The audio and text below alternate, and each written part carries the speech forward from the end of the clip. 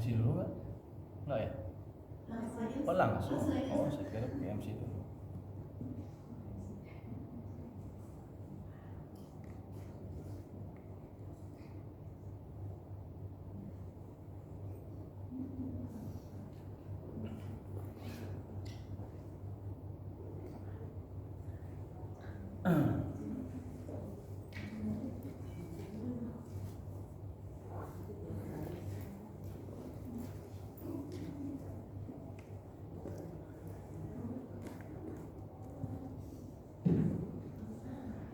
أعوذ بالله من الشيطان الرجيم. بسم الله الرحمن الرحيم. السلام عليكم ورحمة الله وبركاته.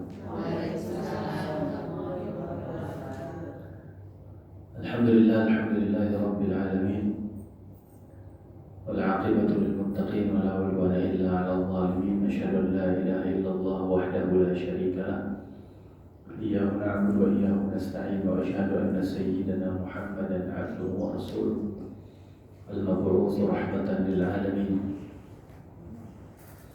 اللهم ربنا فصل على سيدنا محمد وعلى آله وصحبه ومن تبعهم بإحسان إلى يوم الدين. سبحانك لا علم لنا إلا ما علمتنا إنك أنت العليم الحكيم. لا إله إلا أنت سبحانك إنا كنا من الظالمين.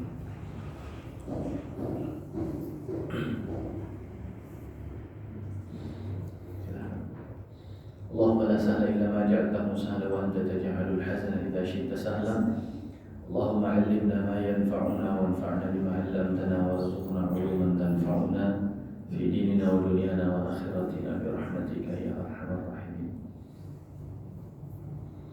طبتم وطاب منشاكم وتبوأتم من الجنة منزلا. أما بعد. Alhamdulillah, kita bersyukur kepada Allah Subhanahu wa taala. Salawat dan salam kita hadiahkan kepada suri tauladan kita Nabi Allah Muhammad sallallahu alaihi wasallam. Sehat Bu?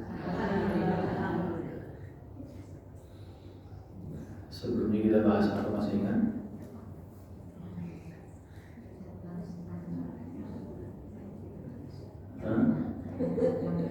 Terakhir sebelum ini persis.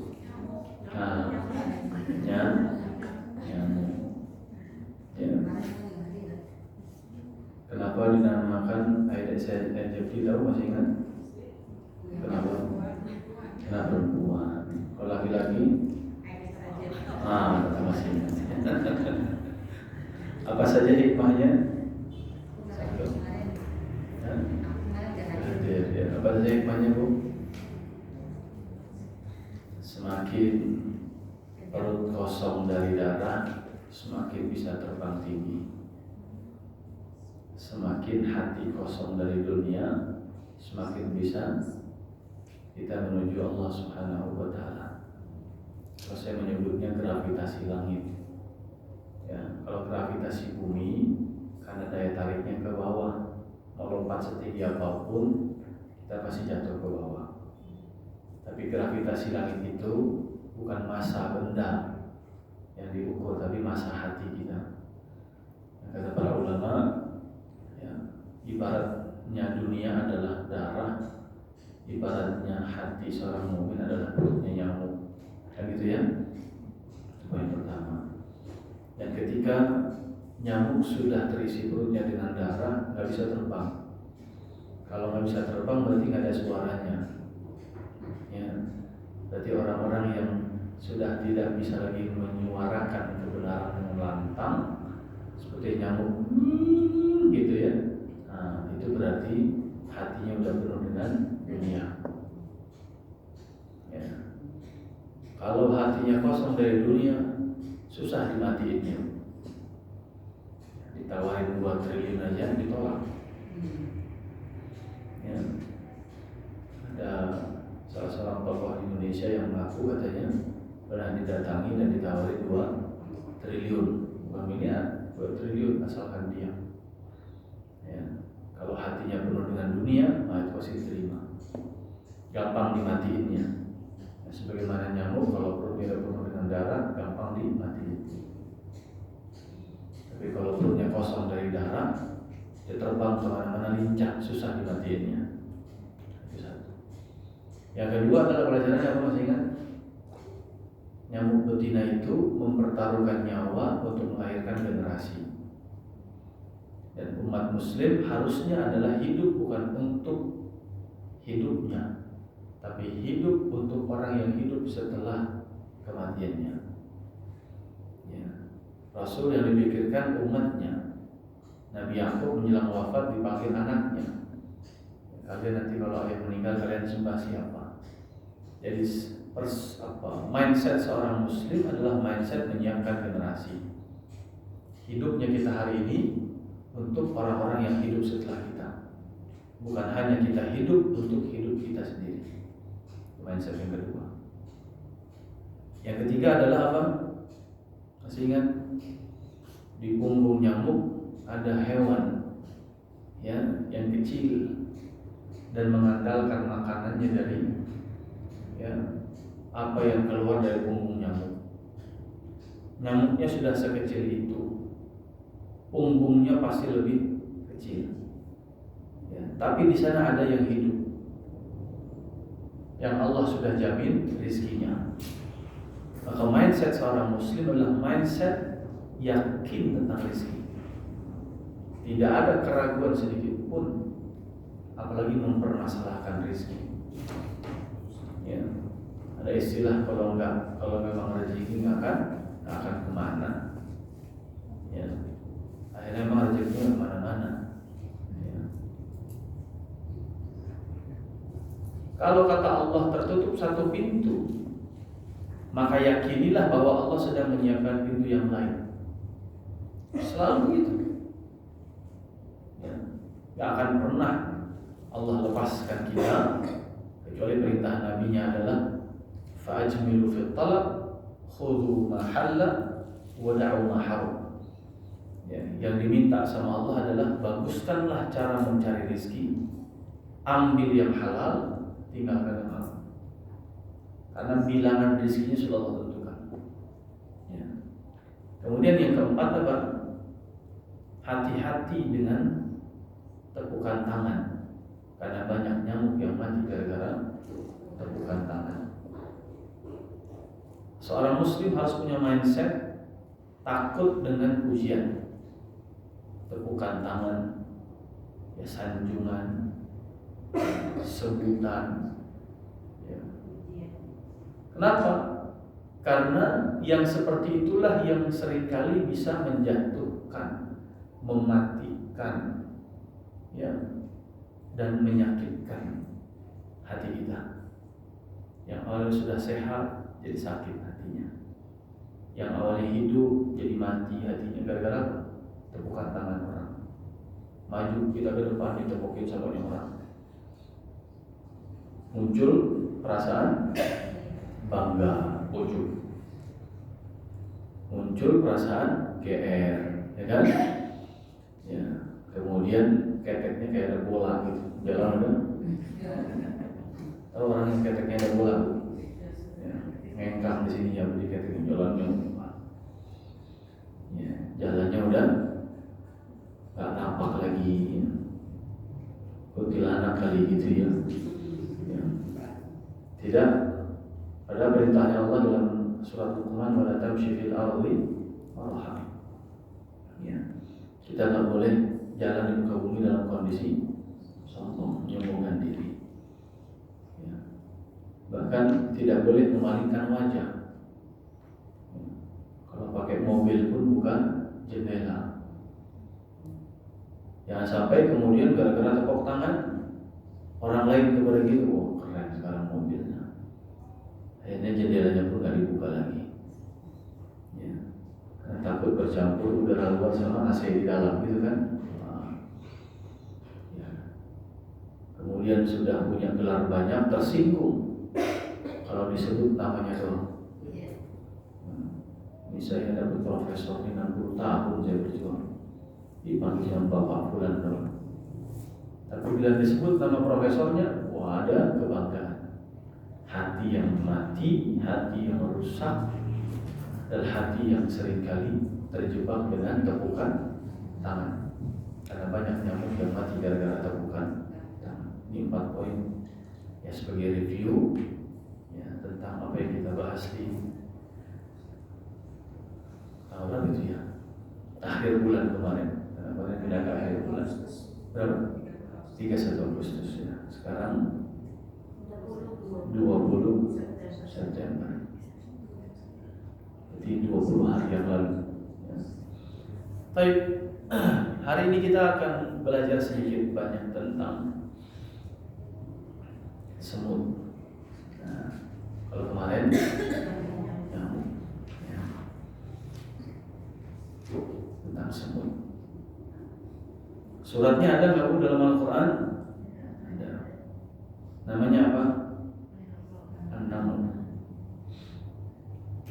An-Naml. Artinya apa? Semut. Ya. Kisah tentang semut itu Allah abadikan melalui kisahnya Nabi Sulaiman. Saat Ratu Semut mengatakan kepada rakyatnya, udkhulu masakinakum la yahtimannakum Sulaiman wa junuduhu wa hum la yash'urun.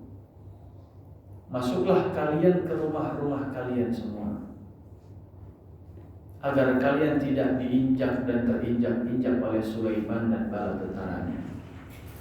Sementara ketika mereka menginjak, mereka tidak sadar, tidak merasa. Wahum la yash'urun. Mereka enggak ngerasain injak semut. Ibu kalau nginjak semut terasa enggak? Enggak kan? Enggak. Ya. Segede apapun semut kalau terinjak terasa enggak?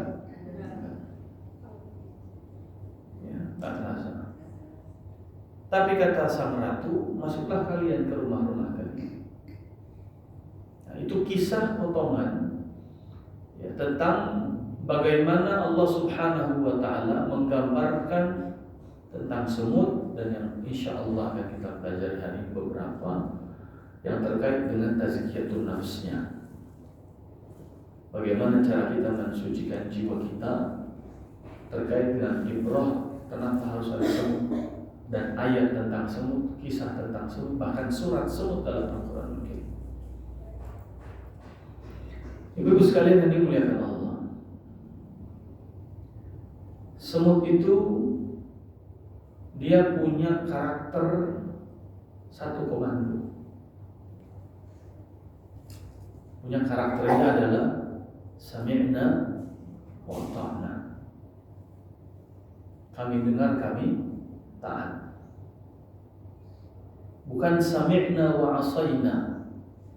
Bukan kami dengar, kami melanggar. Kami dengar, kami melawan. Kami dengar, kami bermaksiat. Tidak. Dia satu instruksi, satu komando di bawah komando sang ratu. Ya. Waqalat namlatun ya ayyatuhan naml, berkatalah sang ratu semut, wahai sekalian semut. Jadi yang mengomandoi siapa? Satu instruksi yang menyelamatkan. Tidak ada satupun bantahan, tidak ada pertanyaan, tidak ada kemudian saran. Sekali diperintah masuk, masuk semua. Ya.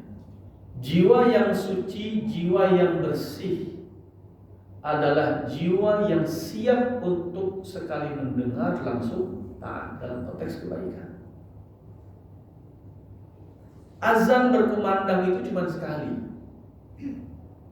Gak mungkin azan dari satu masjid itu pada waktu yang sama itu 2 kali, gak mungkin. Kecuali yang keduanya adalah iqamah. Ya. Atau azannya dari masjid yang lain. Tapi panggilan Allah buat kita ketika kita mengatakan sami'na ya Allah, saya dengar, maka sejauh mana hati kita bersih, seperti apa jiwa kita suci, maka sejauh mana respon kita terhadap panggilan tersebut untuk disambut menjadi sebuah amal ketaatan. Ya. Kalau saya boleh tahu, pengumuman taklim hari ini diingatkan berapa kali?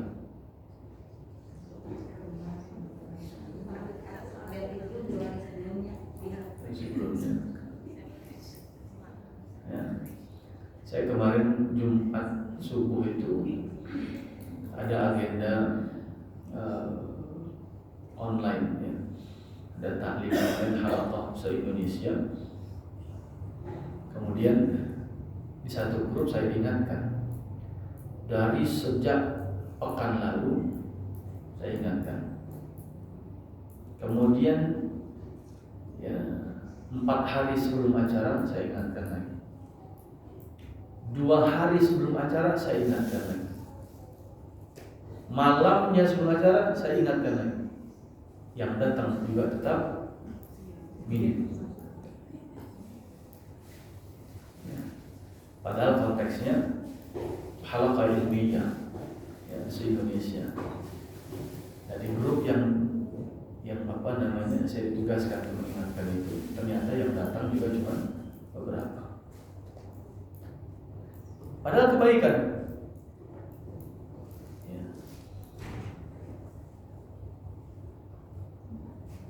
Bayangkan kalau kebutuhannya adalah kebutuhan duniawi kita. Kadang tanpa panggilan saja sudah merespon, betul kan? Kita sedang tidur di kamar, tiba-tiba bau sambal terasi nyampe ke kamar kita. Tanpa dikasih tahu, masakan sudah matang, kira-kira apa yang dilakukan oleh suami? Nah, tanpa dipanggil sudah datang duluan, betul?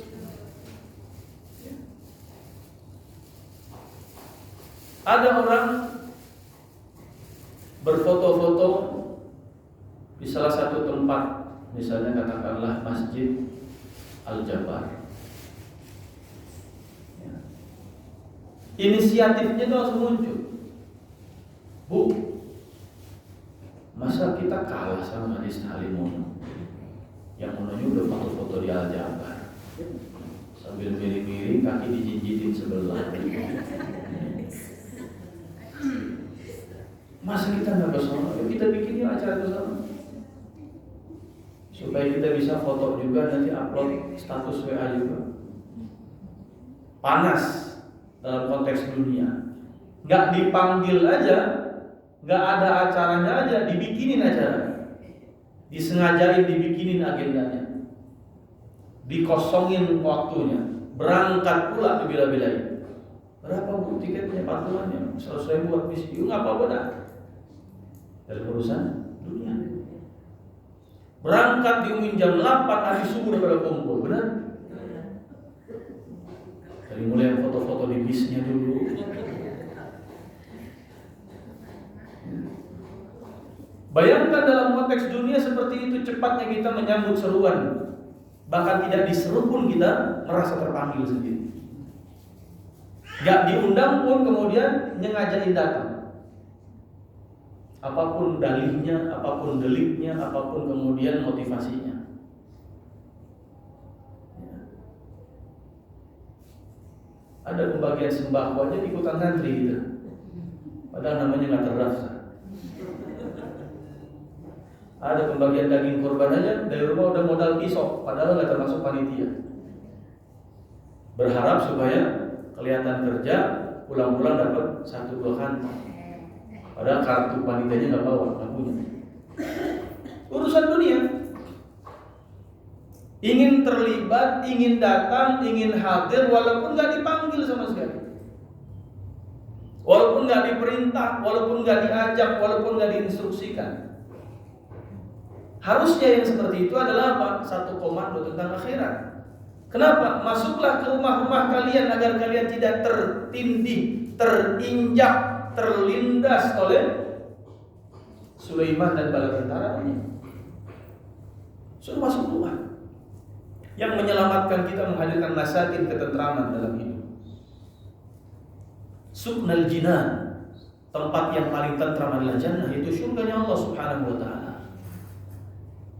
Terbebas kita dari sulutan-sulutan api neraka, terbebas dari panasnya jahanam, terlepas dari mendidihnya air di jahanam dan seterusnya. Suknal jinan, tempat tinggal yang paling tentram adalah surga. Tapi disuruh masuk ke sana, sejauh mana kita merespon? Bagaimana dengan semut-semut yang bahkan akal sehat pun tidak punya? Kalau otak mungkin punya, karena beda antara otak dengan akal. Sapi itu punya otak, tapi nggak punya akal. Maka kalau warung Padang ada itu gulai otak sapi, tidak ada gulai akal sapi. Ya. Tandanya sapi punya otak. Semut gak punya akal sehat, tapi diinstruksi masuklah, masuk ya. Cepetan masuk. Kalau Anda pengen selamat, masuk. Berapa banyak Allah mengatakan dalam Al-Quran, hal adullukum misalnya ala tijaratin tunjikum min azabin alim. Mau nggak saya kasih tahu tentang perniagaan yang kalian bisa selamat dari azab neraka? Kita disuruh selamat dari azab neraka. Ratu semut bilang, wahai wargaku semua, kalau pengen selamat dari injakan Sulaiman dan bala tentara, masuk semua ke rumah. Kalau pengen tunjikum min azabin alim, selamat dari azab yang pedih, berarti masuknya ke surga. Bagaimana caranya? Tu'minuna billah. Sudahkah kita merespon panggilan iman dengan cepat? Innana sami'na munadiyan yunadi lil imani an aminu bi rabbikum fa amanna. Ketika dikatakan kepada kita an aminu bi rabbikum, berimanlah kepada Tuhan kalian, kemudian fa amanna, langsung direspon dengan ya, saya beriman. Nggak ada pertanyaan, nggak ada istifsarat, nggak ada kemudian mempermasalahkan. Kenapa sih ya Allah harus begini? Kenapa sih ya Allah harus begitu? Harus inqiyad, ya, kamalul inqiyad, totalitas kepatuhan, totalitas ketundukan. Itulah yang disebut dengan iman. Karena orang kalau ragu pasti mempertanyakan. Betul nggak? Dikasih obat sama dokter, katanya dokter bisa menyembuhkan. Kalau kita ragu, nanya nggak? Oh bener nih dong. Oh gede amat kapsulnya dong. Teman saya kemarin minum 3 butir, mati dia malah. Ini saya bisa sembuh nih. Nah. Kalau awalnya ragu, nggak akan ada inqiyad, nggak akan ada kepatuhan. Maka totalitas kepatuhan dan ketundukan modalnya adalah ya yakin. Dzalikal kitab la raiba fihi, enggak boleh ada keraguan sedikit pun. Ragu jilbab itu adalah syariat yang memuliakan perempuan, masalah semua. Ragu bahwa pernikahan itu solusi untuk menjaga kehormatan. Ragu tentang hukum potong tangan adalah syariat yang menyelesaikan kriminalitas. Ragu hukum qisas adalah syariat yang menuntaskan kriminalitas.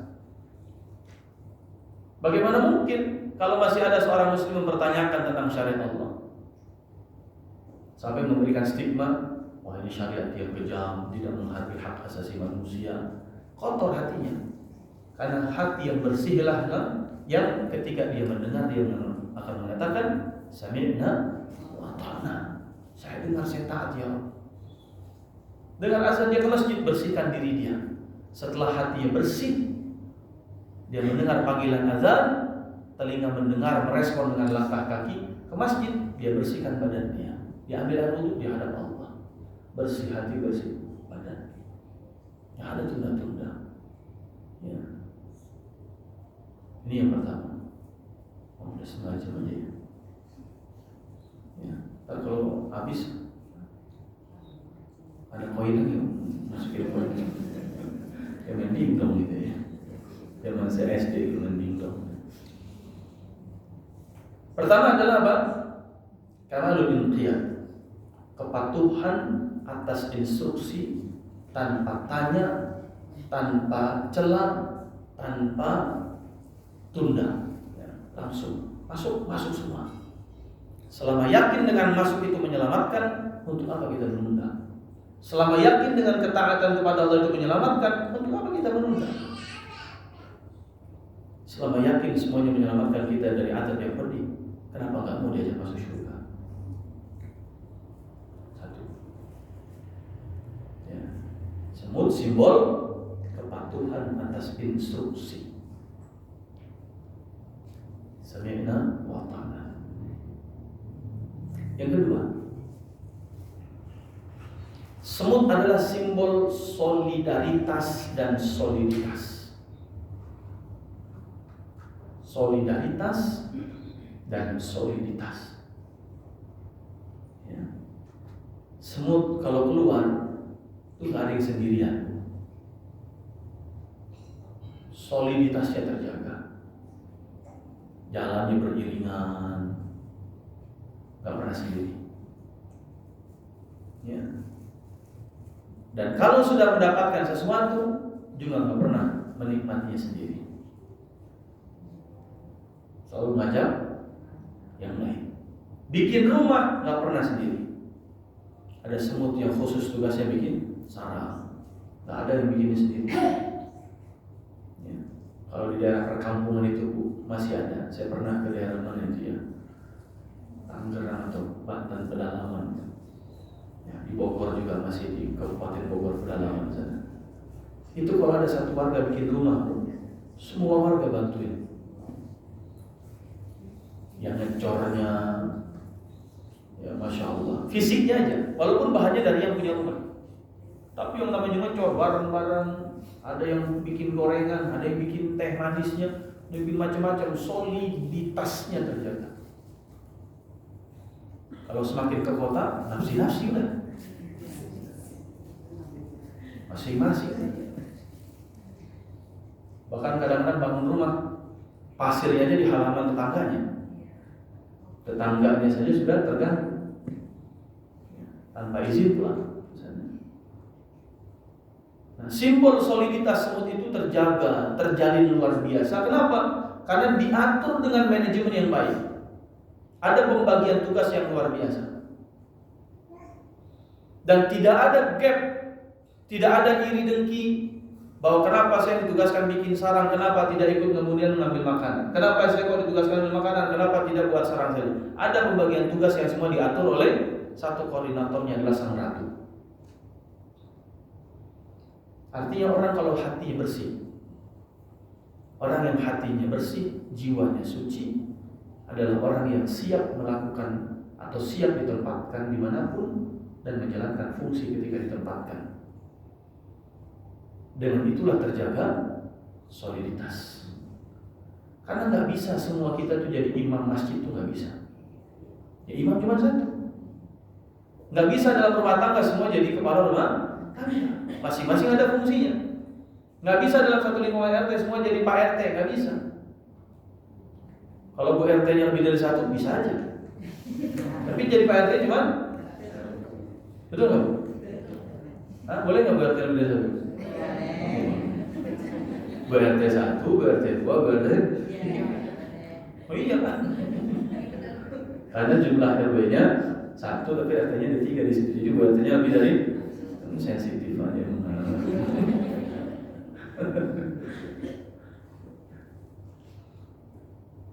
Artinya apa? Soliditas terjaga ketika setiap orang memahami fungsinya dan menjalankan fungsinya dengan baik. Fokus dengan tugas dan fungsinya. Fokus dengan perannya masing-masing.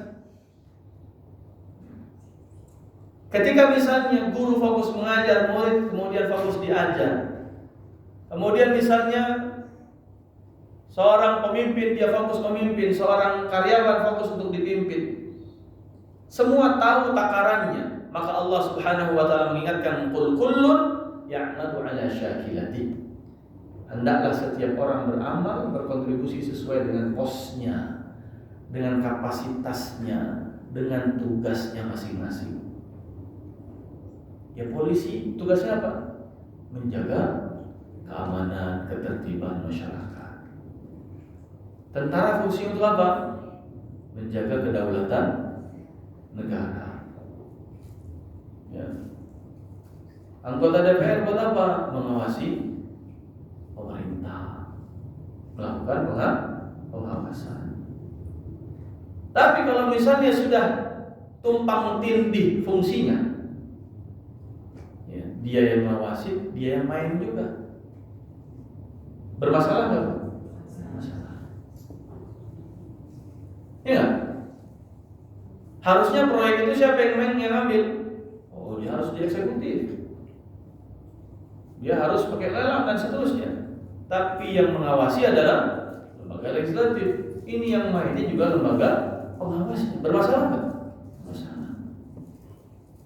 Terjaga nggak soliditas? Enggak. Berantem ribut satu dengan yang lain. Kenapa? Karena sudah keluar dari tugas pokok dan fungsi. Kepala sekolah tugasnya ngerangkap jadi bendahara. Masalah nggak? Oh, masalah itu. Bendahara ya bendahara. Kepala sekolah ya kepala sekolah. Kalau semua orang menyadari tugas pokok dan fungsinya, kita belajar dari semut. Semut itu pembagian tugasnya rapi. Ya. Dalam pengelolaan rumah tangga juga harusnya begitu. Dalam pengelolaan lingkungan, yayasan, lembaga, masjid dan seterusnya harusnya begitu. Ya. Maka terjagalah soliditas itu. Nggak pernah saya mendengar ada informasi berita, ya, ada tawuran antar semut, itu saya belum pernah dengar. Oh, lambe turunnya nggak nyampe ke sana begitu ya informasi.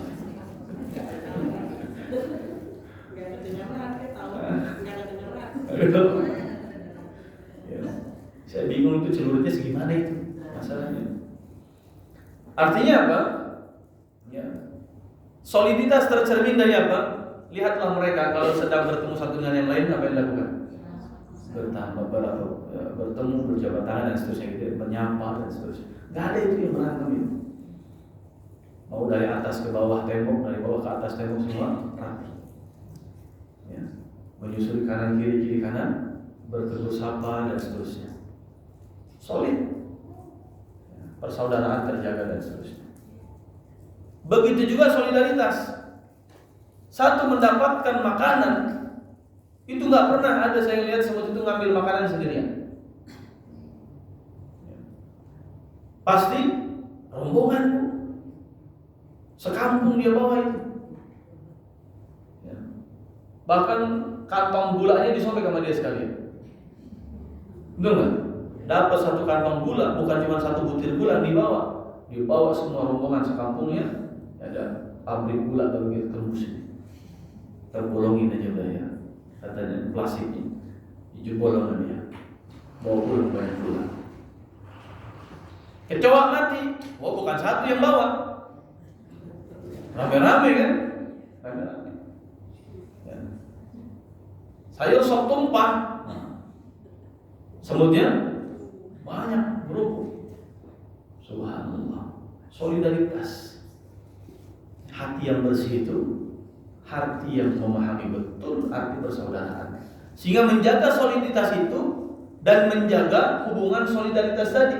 Innamal mu'minuna ikhwah. Orang beriman itu adalah orang yang bersaudara, dan cermin persaudaraan adalah soliditas dan solidaritas. Dan itu membutuhkan hati yang bersih. Nah, kok bisa saudara kita di Palestina hari ini sedang susah luar biasa, masih ada sebagian kaum muslimin yang kemudian mencibir mereka, mencemooh mereka.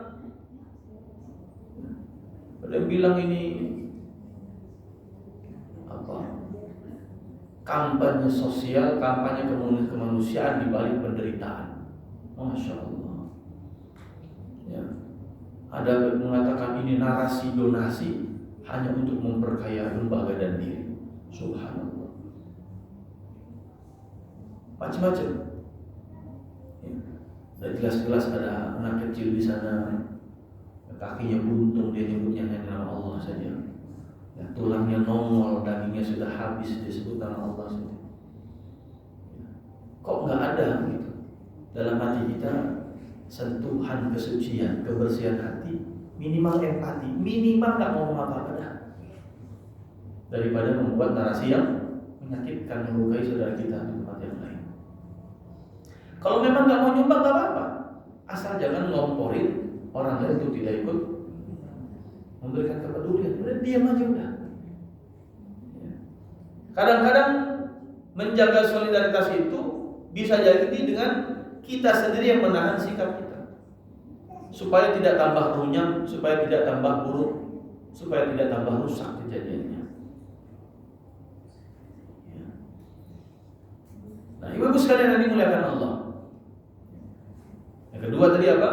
Berarti yang pertama, mensucikan hati yang bersih dengan membiasakan sikap taat dan patuh, sami'na wa ata'na, terhadap semua panggilan Allah Subhanahu wa taala.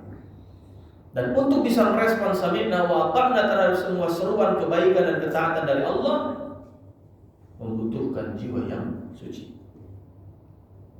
Semakin bersih hatinya, semakin cepat responnya.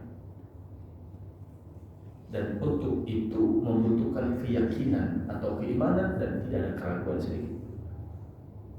Maka dalam surat Al-Baqarah 186 Allah mengingatkan falyastajibu li wal yu'minu bi.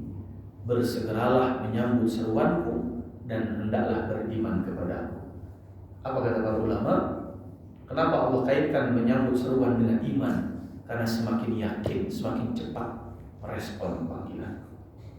Kalau ragu, pasti akan menunda merespon panggilan. Ya, seperti tadi, kalau ragu dengan obat yang dikasih dokter, pasti akan menunda minumnya. Tapi kalau yakin dengan obat itu, pasti akan segera minum. Satu. Yang kedua tadi apa? Hati yang bersih, jiwa yang suci adalah yang memiliki soliditas dan solidaritas terhadap sesama muslim. Satu itu dulu. Ya, persaudaraan yang dijaga di atas fondasi keimanan. Innamal mu'minuna ikhwatun. Di atas satu fondasi bahwa kita semua umat Nabi sallallahu alaihi wasallam, walladzina ma'ahu asyidda'u 'alal kuffar ruhama'u bainahum, saling menyayangi. Ya, solider. Nggak mungkin kita bisa tidur kenyang dalam kondisi malam hari kita, sementara saudara kita kelaparan dan nggak bisa tidur di malam kita. Kata Nabi, bukan orang yang imannya sempurna. Standarnya standar iman. Iman itu hati yang bersih. Berarti orang yang hatinya tidak bersih, orang yang bisa tidur kenyang sementara tetangganya lapar, dia tidak solider. Ya, tidak tahu kondisi saudaranya sama sekali. Nah, kemudian yang ketiga, semut ini simbol hewan yang suka mengumpulkan sesuatu yang di luar kebutuhannya. Ini ibrah ketiga. Rata-rata usia semut itu nggak lebih dari 1 tahun. Minimal kalau kita cek akte kelahiran, akte kematiannya itu. Ya. Jadi usia semut tidak lebih dari 1. Tapi 1 butir gula yang dia bawa masuk ke sarangnya itu adalah makanan yang bisa untuk dia hidup selama 2 tahun. 1 butir gula yang dia bawa itu ke sarangnya itu bisa untuk hidup 1 ekor semut dalam waktu 2 tahun. Padahal umurnya tidak lebih dari 1 tahun. Hal yang tidak baik dari semut yang tidak boleh kita contoh adalah membersihkan jiwa kita dari keserakahan, dari mengambil sesuatu terhadap dunia yang di luar kebutuhan kita. Ya. Biasanya kalau sedang apa ini?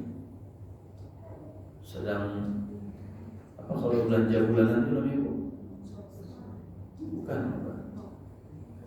Ceri-ceri apa? Apa namanya itu? Aduh, lupa saya. Grocery. Nah, grocery. Itu kalau sudah grocery gitu,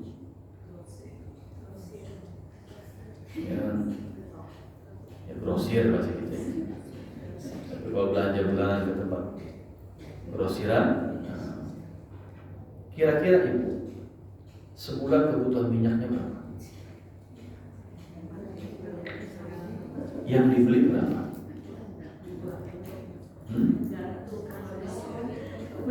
Tergantung kalau diskon. Itu yang namanya jawaban jujur sebenarnya.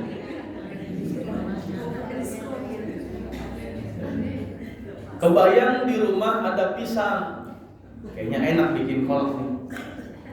Datang kemudian ke tempat grosiran, ngelihat ada santan kara lagi diskon. Kayaknya 4 pisang di rumah itu paling butuhnya 2 doang santan kara, atau maksimal mungkin 1 saja. Tapi karena diskon, akhirnya beli 6. Mumpung mana tahu nanti beli pisang lagi, mana tahu nanti pengen bikin kolak lagi. Ternyata pisang yang 4 udah dibikin, habislah 2 santan itu. Sisa berapa? 4. Tapi selama sebulan kagak pernah beli pisang lagi. Pengen beli pisang, ada arisan RT. Pengen beli pisang, ada rapat PKK dan lain sebagainya. Ujung-ujungnya sampai bulan depan kagak bikin kolak lagi. Pas banget dikasih pisang sama tetangga, pengen bikin kolak, buka kulkas, lihat santan karanya sudah expired. Karena kebutuhan awalnya sudah cuma 2. Karena pisangnya cuma 4. Kenapa harus beli 6?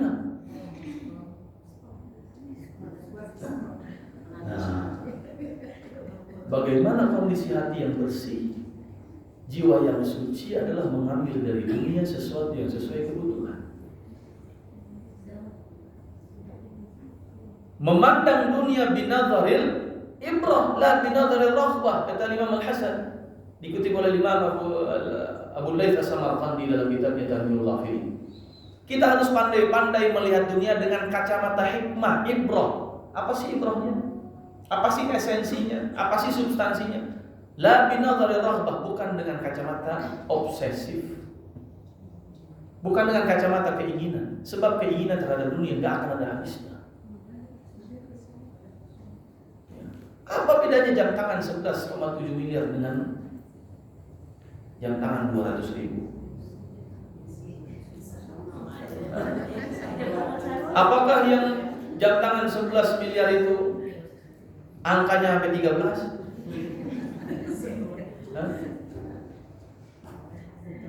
Gimana? Karena kalau kata Bob Sadino, Anda bisa membeli jam, tapi Anda tidak bisa membeli waktu. Anda bisa membeli obat, tapi Anda tidak bisa membeli kesembuhan. Karena kenapa? Kita harus melihat dunia dengan kacamata ibrah. Apa sih hakikatnya? Apa bedanya tasnya? Hermes 200 juta dengan tas baju 200.000. Kalau ujung-ujungnya dibawa pengajian buat bungkusin snack juga. Mana pas banget lontong lagi. Lupa dikeluarin lagi. Sampai bulan depan banyak juga. Pertanyaan saya cuma satu. Apakah yang Hermes kagak bawa lontong? Bau juga, benar nggak? Kenapa esensinya tas buat naruh sesuatu? Kan begitu kira-kira. Kalau memandangnya dengan kacamata substantif, bukan obsesif. Hanya terobsesi mau ini, pengen ini, mau ini, pengen itu. Seperti semut akhirnya.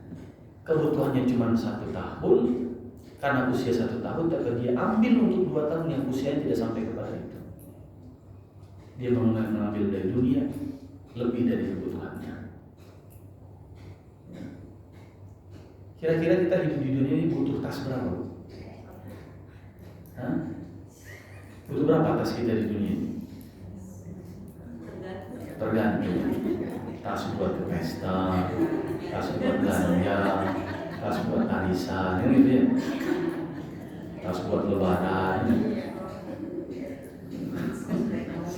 Tas buat mau. Biasanya mulut gedean dikit itu.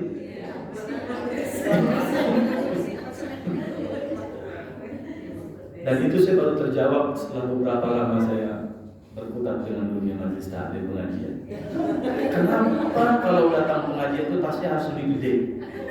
Saya kira karena bawaannya Al-Quran gitu ya, buku Al-Quran. Ternyata memang datang kosong pulang penuh gitu. Subhanallah. Alhamdulillah.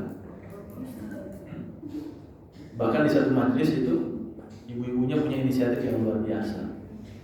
Ya, ada salah satu peserta majelisnya ini kader bank sampah.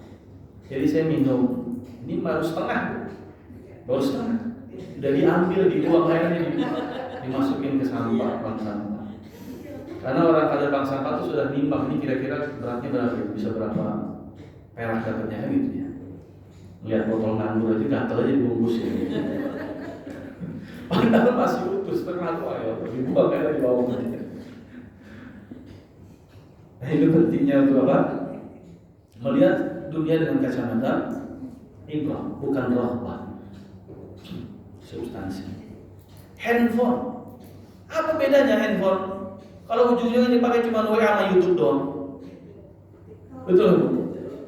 Kalau semua hasil fotonya juga diedit juga semua pakai apa itu namanya? Apa? Filter, nah itu dia. Mau handphone harga 1,5 juta, itu kalau pakai filter sama aja dengan handphone yang berapa itu? 10 juta. Kalau yang dipakainya juga YouTube doang sama WhatsApp, betul nggak? Paling yang membedain adalah pas genggamnya. Kalau genggamnya, nah belakangnya ada kameranya sekian. Apa yang kita cari? Wah, obsesi. Maka hati yang bersih adalah hati yang tahu menempatkan dunia itu di mana. Kalau ujungnya tidak ada manfaatnya sama sekali, beda dengan orang yang tahu betul manfaatnya, tahu hakikatnya. Oh, saya tahu ini kameranya berkualitas, butuh untuk videonya lama, editingnya gampang, RAM-nya tinggi, menunjang kinerja saya, menunjang dakwah saya, silakan. Tapi kalau tidak ada ibrahnya, hanya rohbah saja, ikut-ikutan, pengen, obsesi, penasaran, buat apa? Justru merusak kesucian jiwa kita. Ya. Dan itu tergambar dengan kelakuan semut tadi. Nah, ibu sekalian yang dimuliakan Allah Subhanahu wa taala, semut juga punya karakter yang tidak pantas atau tidak patut kita contoh adalah apa? Simbol hewan yang tidak selektif. Apa aja masuk. Cicak mati diambil, kecoa mati diambil, nasi basi diambil, sayur tumpah diambil, kue bolu ambil, gorengan kemarin sore ambil, ya kan? Ya. Tempe orek basi ambil. Ya. Kagak ada seleksinya sama sekali.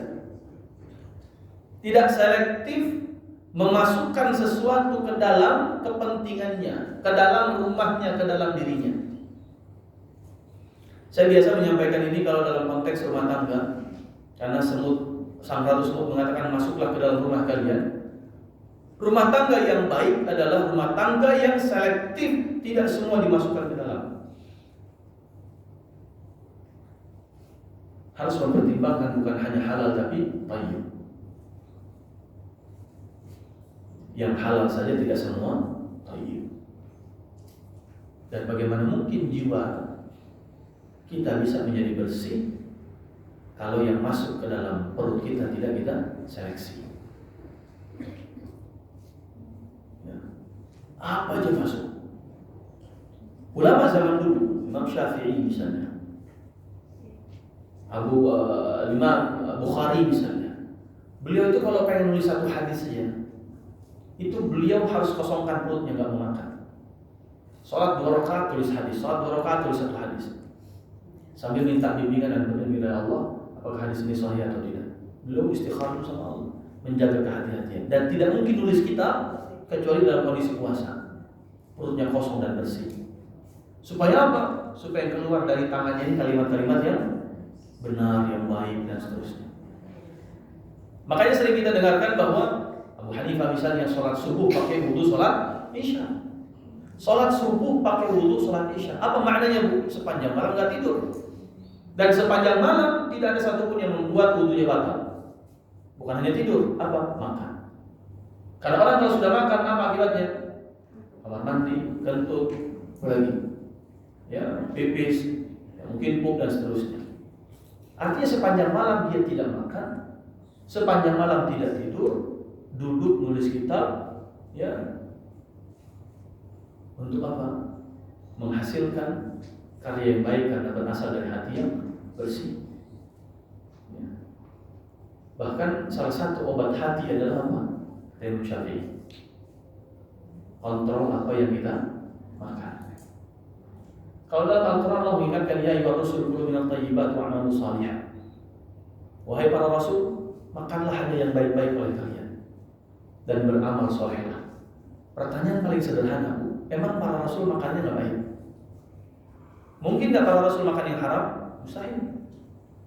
Mungkin nggak para rasul tidak beramal yang baik? Mustahil. Berarti ayat ini buat siapa? Buat kita. Apa artinya kata para ulama? Allah sedang menghubungkan antara makanan yang baik dengan amal yang soleh. Wahai para rasul, makanlah yang baik dan beramal solehlah. Para rasul tidak mungkin makanannya nggak baik, para rasul tidak mungkin amalnya tidak soleh. Berarti ayat ini adalah ditujukan kepada kita yang maknanya sama. Wahai semuanya, makanlah yang thayyib karena itu akan berpengaruh terhadap amal soleh atau tidak. Dan amal yang soleh hanya bisa terlahir dari hati yang bersih. Berarti hati yang bersih adalah hati yang selektif. Apa yang perlu dimasukkan ke dalam perut kita, yang baik dan juga yang halal. Saya mau tanya, kalau buka puasa, ini sirup satu botol. Kita lihat di botolnya ada tulisan halal. Halal Bu ya? Halal. Tapi boleh nggak kita buka puasa pakai sirup satu botol kita telan semuanya? Kenapa? Kan halal. Buat orang yang kena diabetes, boleh nggak buka puasanya pakai sirup satu botol begitu? Kan halal. Ya. Kata dokter, Bu, ibu ini darah tinggi, kurang-kurangilah gorengan kalau bukan puasa. Ya, akhirnya 3 hari puasa kumat darah tingginya, datang lagi ke dokter. Bu, gimana, dikurangi nggak dokter gorengannya? Udah dok, saya udah kurangi. Biasanya 10, sekarang 9 doang. Sama aja. Maksudnya jangan dikurang-kurangi, ya batasi, benar dibatasi. Oke, gorengan halal, kita beli pakai harta yang halal, minyaknya halal, ya, kemudian wortelnya semuanya halal, ya. Tepungnya halal. Iya, tapi pertanyaan berikutnya, thayyib atau tidak? Buka puasa semua dimakan. Kira-kira tarawihnya bisa khusyuk?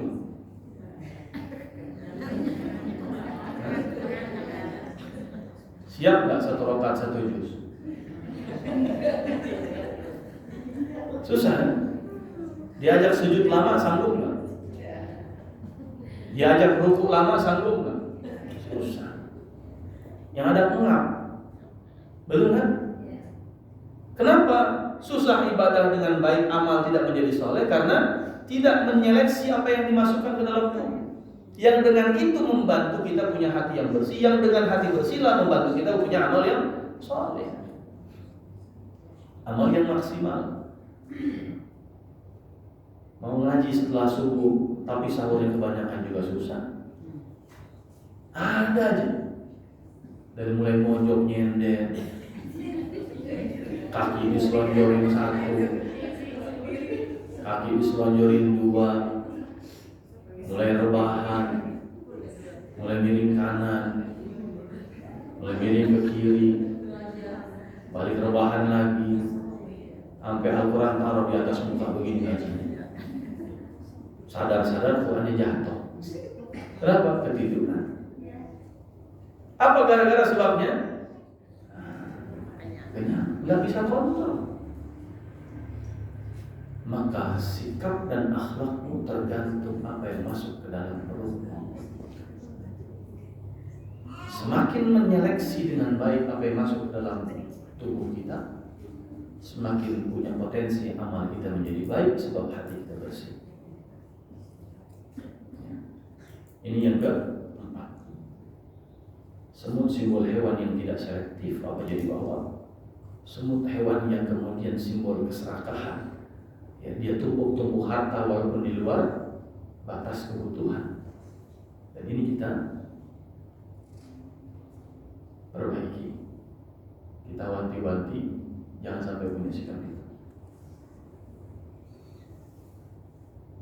Nah, kemudian jamaah sekalian yang dimuliakan Allah Subhanahu wa taala.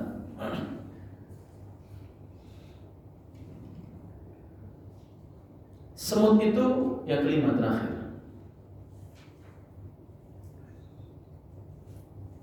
Pernahkah semut dijelaskan tentang raja semutnya? Ada nggak sosok laki-lakinya di situ? Nah,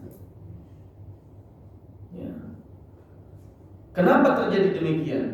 Oke, secara organisasi manajemennya rapi karena sang ratu yang mewakili.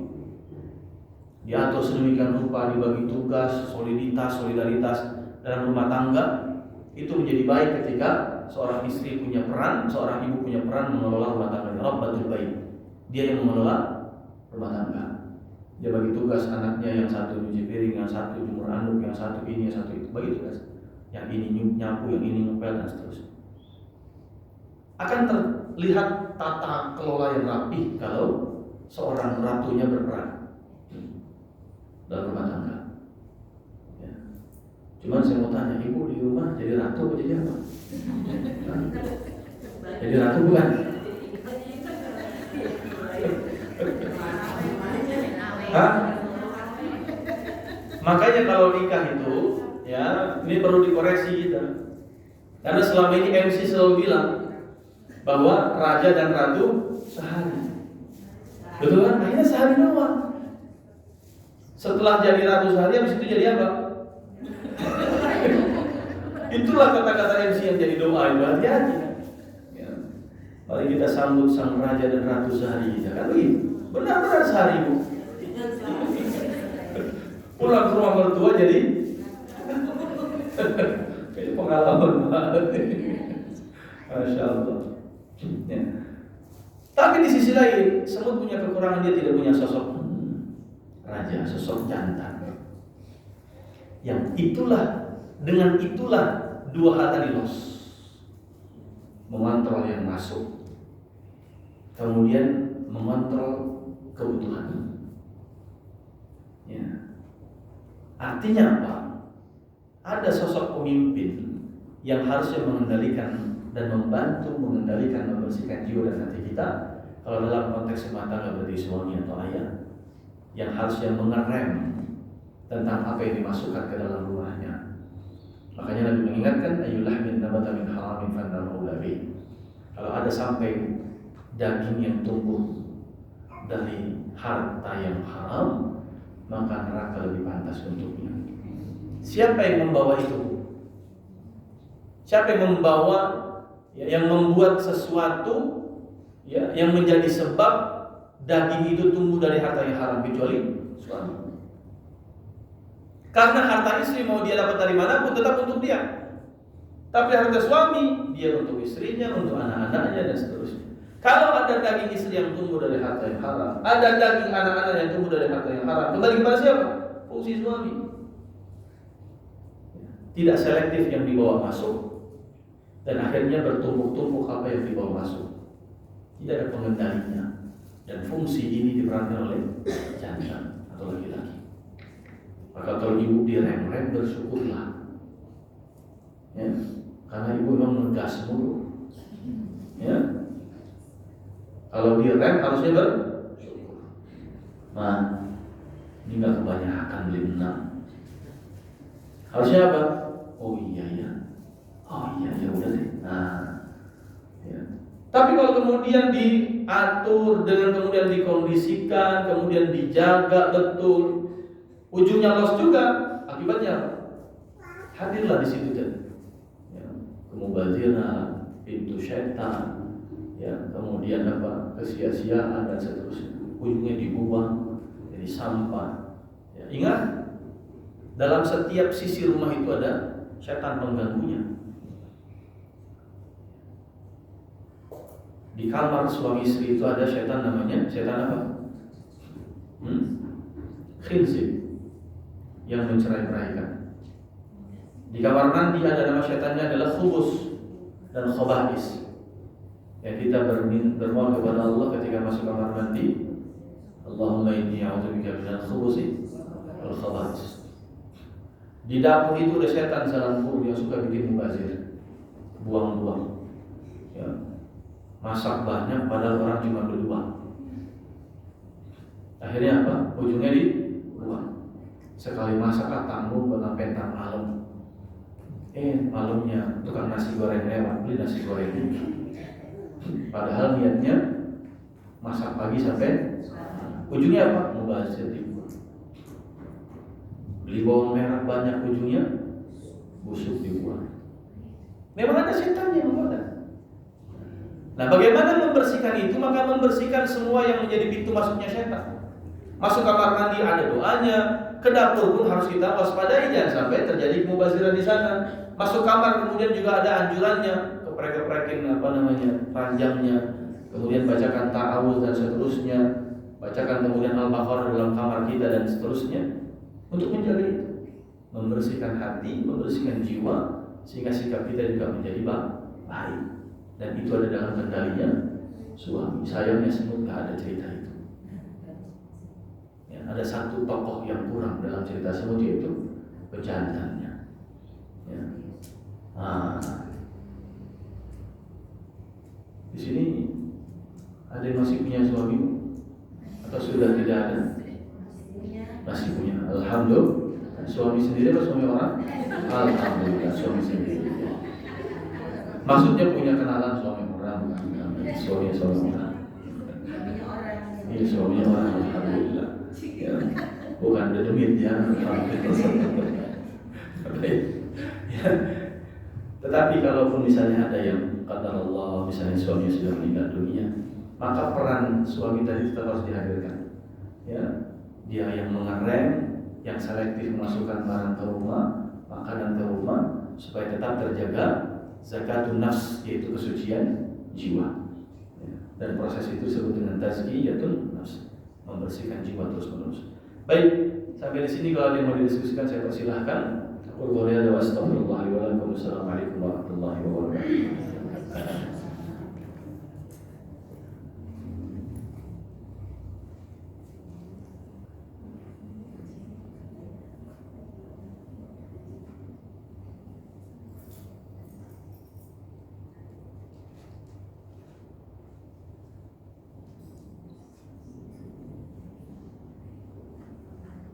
Ada? Oh, enggak. Silakan.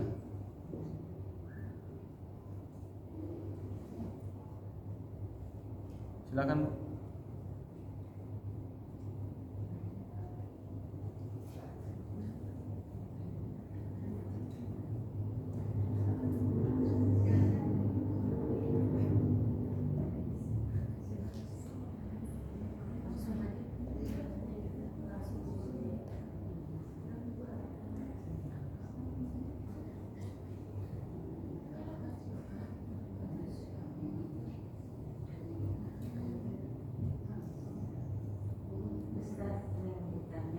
Silakan. Hukumnya apa, Ustaz, kalau suami kan nganggur, kita yang menggantikan kami sedang membantu gitu ya. Suami kita titipin anak gitu, misalnya kalau mungkin Suami dititipin anak. Iya, memang istrinya mau berangkat kerja, suaminya kan bekerja. Tapi yang ngomong suaminya bukan istrinya. Baik, jangan dihukum. Ya, makanya pendekatan kita itu bukan hanya fikih. Kalau fikih memang bicara hukum. Saya kasih contoh sederhana. Ustaz, bagaimana hukumnya ada orang dengar azan subuh tapi nggak ke masjid? Rumahnya diapain Ustaz? Nah, kalau kita bicara hukum, wah kan Ustaz, karena Nabi mengatakan begitu, gitu kan? Tapi jawaban yang pakai akhlak adalah semoga Allah mengampuni dan rumahnya diketoklah pintunya. Ajaklah ke masjid. Itu yang sudah disebutkan dakwah. Kalau hati kita bersih, hidup bukan untuk menghakimi siapapun. Karena perintahnya Allah adalah wadzakir, kasih peringatan aja, diingatkan lagi. Ud'u ila sabil rabbi, ajaklah orang ke jalan Allah Subhanahu wa taala bil hikmah, dengan hikmah, wal mau'izatil hasanah, dan dengan nasihat yang baik. Maka dalam konteks tadi, satu, semoga Allah mengampuni jika dalam kesanggupannya suami katakanlah bermalas-malasan untuk mencari nafkah. Saya mengatakan semoga Allah mengampuni. Yang kedua, semoga Allah memudahkan semua jalan ikhtiar suami yang tetap mengupayakan menafkahi istri dan anak-anaknya. Semoga Allah mudahkan.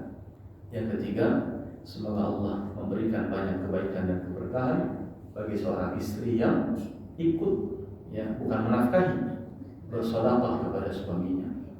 Tapi saya mengatakan jangan sedekah akadnya, tapi hadiah saja. Karena sedekah itu dari posisi yang di atas kepada yang di bawah.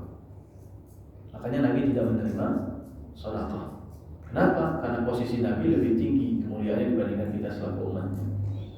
Ya, tapi yang diterima Nabi apa? Hadiah. Jadi kalau mau membantu rumah tangga, keluarga, sebab suami sedang Allah uji, misalnya di PHK. Dalam konteks hari ini banyak sekali PHK. Saya punya salah satu murid pengajian itu di kantornya itu dari 1.700 di PHK di Jalan Raya Bogor. Padahal pabrik lama. Ya, 700 pilihannya ngajuin mundur sendiri, tapi dapat pesangon full, atau tidak ngajuin tapi nanti kena kocokan. Tapi kalau kena kocokan akhirnya juga terkena PHK, dapatnya cuma sepersekiannya saja. Akhirnya banyak orang milih ngajuin diri dari awal, termasuk beliau. Ya. Nah, kemudian istrinya ngajar TK, TPA dan seterusnya, dan dia baru merintis. Dalam konteks ini tentu saling menguatkan.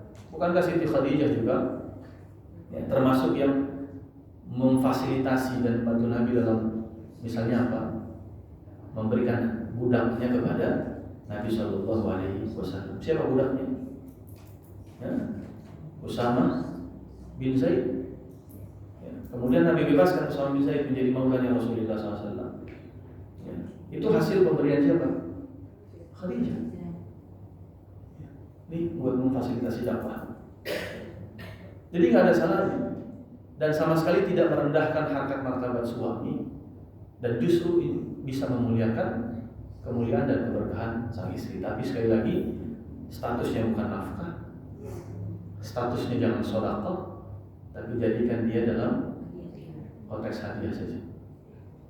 Ya, mungkin itu ya. Semoga Allah mudahkan siapapun yang suaminya sedang diuji dengan keterbatasan. Insyaallah, jangan sampai dikit-dikit pisah.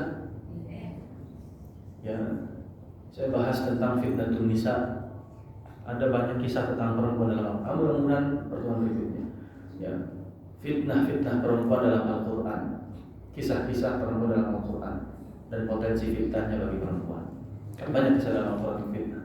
Kisah perempuan dalam Al-Quran, ada Siti Hawa, ada Siti Hajar, ada Siti Sarah, ada kemudian Balqis, ada istri Nabi Nuh, ada istri Nabi Lut, kemudian ada kisah istri Nabi dalam surat At-Tahrim. Kemudian ada Maryam. Kemudian ada ibu Nabi Musa, ya, ada istri Fir'aun. Ada banyak kisah perempuan dalam Al-Quran, dan masing-masing itu punya hikmah. Salah satu fitnah perempuan adalah tetap bertahan saat ekonomi suami sedang sulit. Jangan sampai memprovokasi anaknya untuk durhaka kepada ayahnya. Dan ini ada pada kisah nanti insya Allah pada pertemuan berikutnya. Spill-nya, ini spill aja. Jadi salah satu fitnah yang bisa menimpa perempuan adalah ya mengomentari tentang keterbatasan ekonomi suami dan memprovokasi anak untuk mendurhakai ayahnya. Kira-kira istrinya siapa yang begini? Nanti ada waktunya. Ya. Artinya apa? Ya sudah, yaitu suaminya. Kemudian tidak ada satupun kalimat minta ini bisa dan seterusnya. Sejauh mana bisa bertahan dan menerima kondisi itu, walaupun suami kita bukan nabi misalnya. Ada masalah. Allah Subhanahu. Ada lagi? Silakan.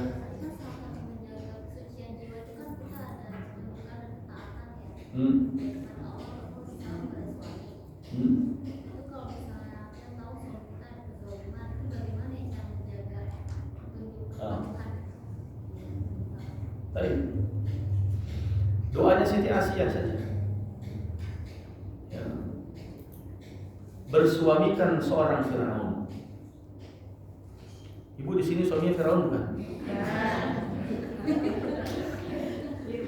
Ada yang nama suaminya Firaun? Jangan mentang-mentang nama ada dalam Al-Quran dijadikan nama semua. Cari tahu dulu apa artinya. Ya. Ada orang namanya Tony. Ditanya kenapa? Apa nama panjangnya? Auzubillahi minasyaitonirrajim. Nah, dari situlah terinspirasi namanya. Nah, selama suami bukan Fir'aun, subhanallah, Fir'aun itu apa yang enggak dilakukan? Syirik dia, punya tukang sihir dia, penafsir mimpi dia, kemudian pelaku syirik dia, bahkan ngaku Tuhan dia. Mana dosa yang lebih besar daripada dosa mengaku Tuhan? Ya, bahkan sampai menuduh Tuhan itu bohong. Wahai Haman, bikinin saya gedung paling tinggi. Saya pengen ngintip Tuhannya Musa bener nggak dari sana. Wa inni la'udzunuhu kadhiba, saya yakin dia pasti bohong. Itu permintaan Fir'aun kepada menteri serba bisanya yaitu Haman, orang pintar. Ya Haman, ibni li sarhan la'alli ablughu al-asbab as-samawati fa'attali'a ila ilahi Musa wa inni la'udzunuhu kadhiba. Saya pengen ngintip bener nggak ada Tuhan Musa di sana. Saya yakin pasti dia bohong. Tapi apa doanya Fir'aun itu? Ibni li baitan fil jannah. Ya Allah, buatkan aku satu rumah di surga. Menarik sekali ini. Padahal istrinya Fir'aun itu tinggalnya di istana. Tapi dia cuma minta, ya Allah bikinin satu rumah di surga. Aku gak butuh istana gede, karena aku udah merasakan punya istana di dunia gak mendatangkan kebahagiaan karena punya suami Fir'aun. Tapi dengan kesabaranku tinggal di istana megah di dunia ini, menghadapi suami seperti sosok Fir'aun, buatkan untuk satu rumah saja di surga. Cukup. Asal jangan ada Fir'aun di sana kan begitu. Kira-kira. Karena nggak ada doanya dan juga suamiku nggak. Ibni li baitan saja, buatkan untukku saja di surga sebuah rumah. Dan apa doanya? Wa najjini min Fir'aun wa 'amalihi wa najjini minal qawmi dhalimin. Selamatkan aku dari semua kejahatan dan kelakuan Fir'aun. Aku jangan dibawa-bawa ya Allah. Jangan sampai aku ikut-ikutan. Dan semua orang-orang yang zalim, selamatkan aku dari semua perbuatan mereka. Kalau Fir'aun ketangkap KPK, ya Allah, jangan saya juga diangkat, dibawa. Nah, kebanyakan justru yang ngedorong suaminya ketangkap KPK siapa? Istrinya kan? Ya. Artinya apa? Biarlah suami saya seperti apa, asal ya Allah saya jangan sampai ikut-ikutan. Kalaupun dia punya rencana jahat buat orang lain, asalkan saya yang nggak kena. Kalaupun ada orang zalim yang terlibat, saya juga jangan sampai kena. Najjini min Fir'aun wa 'amalihi wa najjini minal qawmi dhalimin. Selamatkan saya dari Fir'aun, selamatkan saya dari semua kelakuan dan perbuatan Fir'aun, dan selamatkan saya dari orang-orang zalim. Dan alhamdulillah tadi sudah dikonfirmasi suami ibu bukan Fir'aun, ya kan? Dan saya belum mendapat satu riwayat pun itu Siti Asiyah menggugat Fir'aun ke Pengadilan Negeri Jakarta Selatan. Ya. Betul nggak? Kan banyak kan isu-isu perceraian di Surakarta. Saya belum dapat riwayatnya. Karena memang nikahnya bukan di Jakarta Selatan juga. Jadi nggak ada ceritanya itu Asia. Wah, ceraikan saya, kembalikan saya ke rumah orang tua saya, nggak ada. Dia sampaikan ke Allah saja, ya Allah. Ya, suami saya memang Firaun, tapi selamatkan saya dari segala kejahatan dia, perbuatan dia dan orang-orang zalim di sekitarnya. Dan selesai.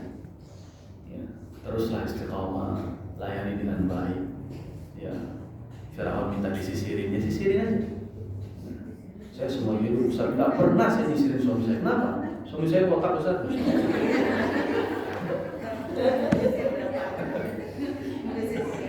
Lebih. Tapi ada lagi.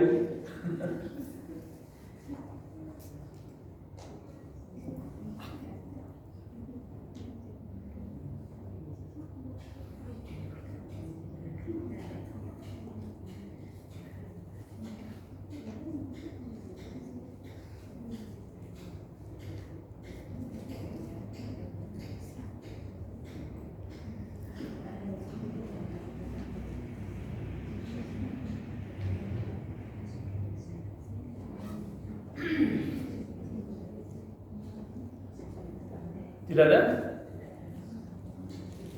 Ya, tapi kalau nggak ada kita cukupkan saja. Mudah-mudahan ada manfaatnya. Qul qouli hadza wa astaghfirullah li wa lakum. Ya, untuk pertemuan berikutnya nanti silahkan disampaikan ke saya mau bahas fitnah perempuan tadi, kisah-kisah perempuan dalam Al-Quran, atau kita lanjutkan belajar dari hewan-hewan dalam Al-Quran. Ya, ibrah-ibrah yang mensucikan jiwa dari pelajaran hewan-hewan yang ada dalam Al-Quran. Banyak hewan dalam Al-Quran. Allah sebut babi, Allah sebut kera, Allah sebut anjing, Allah sebut unta, Allah sebut laba-laba, Allah sebut lebah, semut, nyamuk, sapi betina. Kemudian apa lagi? Unta betina, unta jantan, ya, macam-macam itu. Ya, gajah, ya, ashabul fil gajah. Kemudian tentang kalb anjing, ashabul kahfi. Anjing itu ada baiknya juga. Ya, babi itu ada positifnya. Senajis-najisnya babi. Nah, bingung kita ya. Najisnya babi. Plus begitu najisnya babi itu ada kebaikan. Ada satu sisi kebaikannya dalam konteks menjaga jiwa kita. Luar biasa. Ya, tapi mudah-mudahan di kesempatan ini, insyaallah. Ya, kita tutup. Subhanakallahumma wa bihamdika asyhadu an la ilaha illa anta astaghfiruka wa atubu ilaik. Assalamualaikum warahmatullahi wabarakatuh.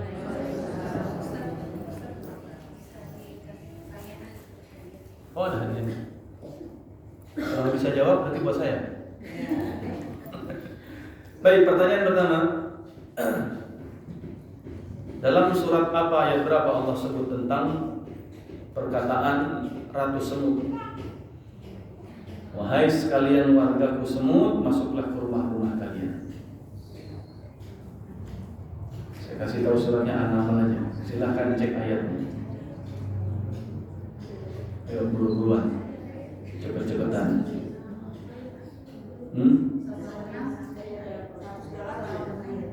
Cek dulu. Surat An-Nahl.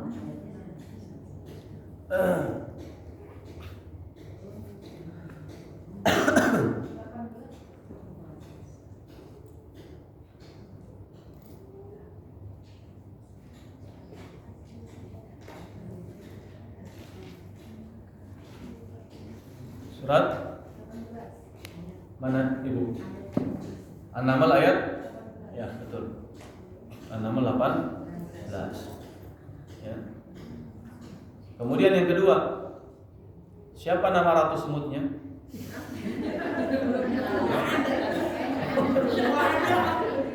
Nggak dengar kali Ibu tadi? Nggak. Saya juga belum nanya soalnya. Pertanyaan kedua, ya, apa dua hal negatif dari semut yang tidak patut kita contoh? Tunjuk tangan. Tunjuk tangan, ayo tunjuk tangan duluan. Apa? Yang tidak baik. Yang tidak baik yang tidak baik itu siapa? Hah? Serakahan. Serahkan pembadiran.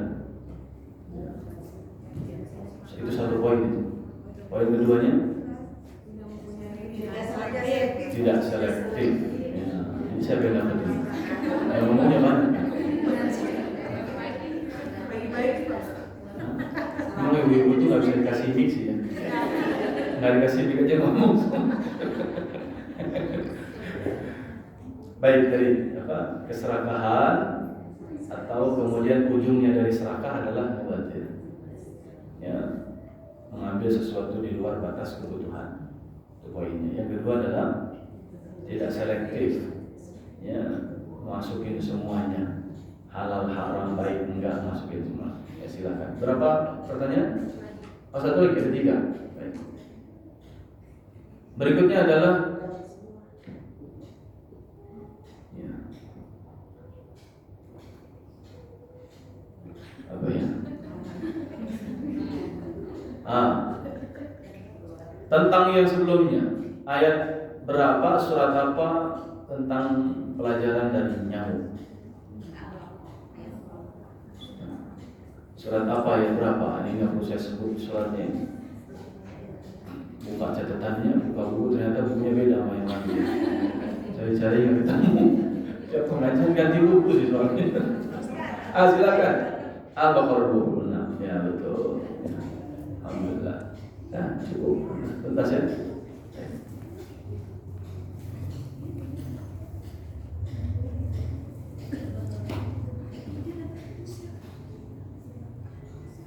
Salam belum sih? Belum ya? Udah salam belum saya? Assalamualaikum Assalamualaikum warahmatullahi wabarakatuh.